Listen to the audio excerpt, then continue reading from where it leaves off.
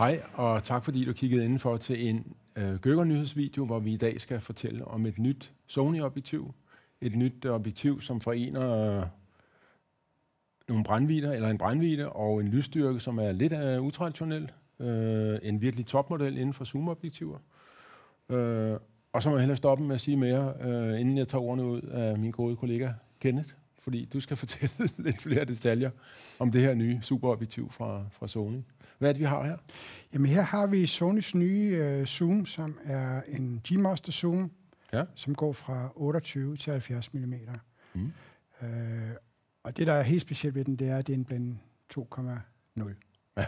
Så det er den mest lysstærke zoom, Sony har lavet. Og det er en G-Master med det kvalitetsniveau, den nu har. Og Sonys kort beskrivelse er, at det er den bedste zoom, Sony har produceret til de her systemer. Selvom at den ser en lille smule kraftig ud, så er den faktisk meget kompakt, når man tænker på, hvor lysstærk den er, og det zoomområde, den har. Og stadigvæk vejer den kun 918 gram. Og den kan jo måske i en taske afløse 2-3 optikker, og så er den vægt i hvert fald udjævnet meget hurtigt. Ja, ikke? Ja. Fordi vi skal jo holde den op imod G-Master 1,4-serien, 24, 35, 85, 50'eren. Ja, og som sagt er det en G-Master. Det er jo ikke en 1.4 eller en 1.8, som de faste primes er. Det er en zoom, men stadigvæk 2,0, så man i forhold til en 2.8 får du dobbelt så meget lys ind. Det vil sige, at du kan skyde under dårligere lysforhold. Du kan måske have en hurtigere lukkertid, eller du kan køre lidt mere defensivt med din ISO i lowlight-situationer.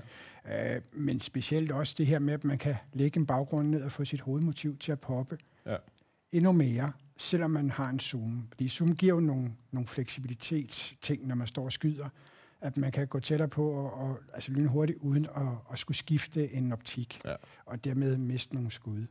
Så det, der har altid været lidt anken ved zoom, det er, at de ikke har været lysstærke nok, og måske heller ikke været skarpe nok. Og jeg siger ikke, at den er lige så skarp som en 50-1.2'er, men den er rigtig skarp. Altså, det er en rigtig skarp zoom i hvert fald, helt sikkert. Og så en kæmpe fleksibilitet jo. Præcis. Det er opgaver, hvor det skal gå hurtigt. Den er jo ligesom de fleste klassiske nye Sony-optikker. Man har en funktionsknap, hvor man eventuelt kan lægge eye-tracking on-off, eller ISO, eller hvad man nu vil, fordi man har altid sin tomtot derude alligevel. Ja. Der er selvfølgelig en skifter mellem autofokus og manuel fokus. Man kan låse blænderingen på A, hvis det er, at man kører sin blænde på kommandohjulene på sit kamera. Og når man slår den fra, så kan man jo også bare sætte sin blænde på optikken, ligesom i gamle dage, gode gamle dage. Ja. Og selvfølgelig kan man jo også deklikke den, sådan så at du får en helt smooth blænde, der kører. Ja. I og med, at det er en G-Master, så er det selvfølgelig 11 blændelameller, der går ind og lukker ned, igen for at sørge for, at du får et rigtig, rigtig lækkert fall-off. Der stod, at det var nye blændelameller. Jeg tænker ikke, det er fordi, at de lige har lavet, men åbenbart har de forfinet måden, de her lameller lukker på, for at give en endnu mere smooth baggrundssløring. Ja.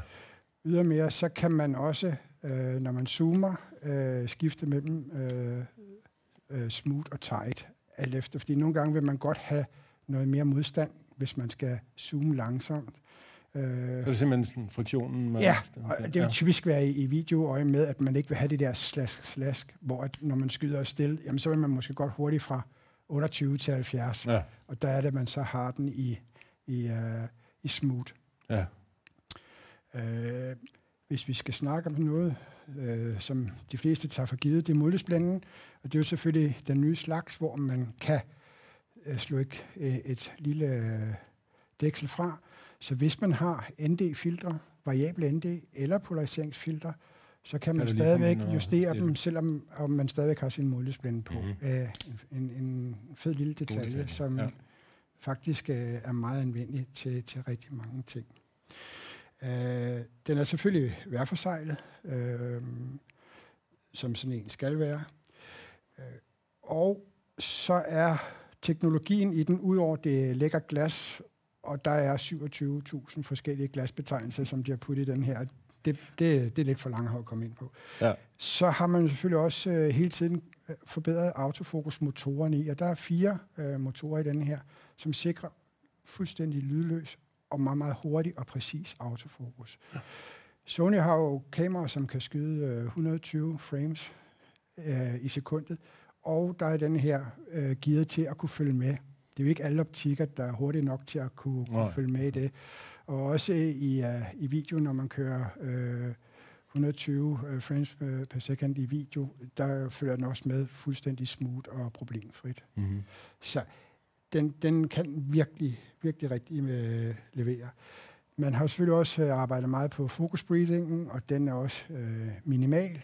Og sammen med de rigtige Sony-kameraer, hvor man også har kontrol på det, så er det stort set ikke eksisterende, når man zoomer ud og ind. Mm. Det var måske sådan, det der i kort træk, hvad man kunne sige om den. Jeg tror, den kommer til at ligge i rigtig mange fotografers taske. Ja. Måske kommer den til at sidde på som hovedoptikken. Mm. Og så kan det være, at man har en fast vidvinkel, der er lidt mere vidvinkel, eller måske en klassisk portrætoptik i sin bag også, men så er man i hvert fald også... man godt dækket, ikke? Ja, det vil jeg sige. Ja. Så. Jamen, jeg kan lige tilføje en pris på den. Den kommer til at koste 22.800 kroner eksklusiv moms. Tænker du på at investere i år, så er det en rigtig god idé. At skrive sig op til den her i vores pre-order-system, så kommer du ind i køen. Og der er en anden fordel, at beløbet ligger under straksafskrivningsgrænsen her i 2024, så du får også en skattefordel ved at investere i det her objektiv. Vi får selvfølgelig en demo ind lige så snart vi kan få fat i det fra Sony, og glæder os til at vise den til dig. Den kommer nok også i vores udlejning. Det tænker jeg forestille mig. Ja. Jeg er ret sikker på, at I er blevet inspireret af det her, og jeg vil sige tak til dig, Kenneth, fordi jeg tak fordi jeg måtte være med. Her. Og tak fordi I kiggede med derude. Ha' det godt. Hej. Hej.